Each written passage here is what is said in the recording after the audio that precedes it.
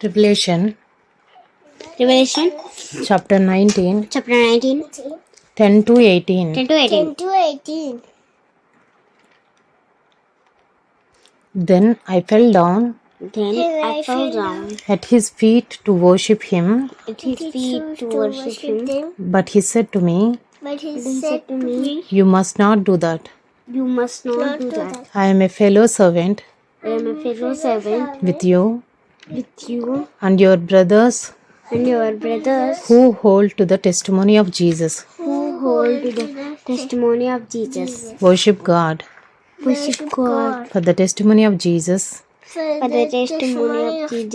is the spirit of prophecy." Then I saw heaven opened, and behold,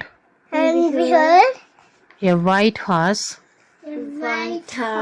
The one sitting on it is called Faithful and True, and in righteousness he judges and makes war. His eyes are like a flame of fire, and on his head are many diadems, and he has a name written that no one knows but himself.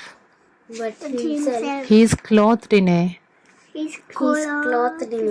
robe dipped in blood,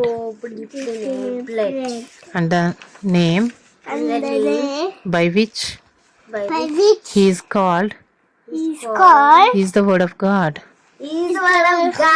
And the armies of heaven, arrayed in fine linen, white and pure, were following him on white horses. From his mouth comes a sharp sword, with which to strike down the nations. And he will rule them with a rod of iron. He will tread the winepress of the fury of the wrath of God, the Almighty. On his robe and on his thigh he has a name written, King of Kings and the Lord of Lords.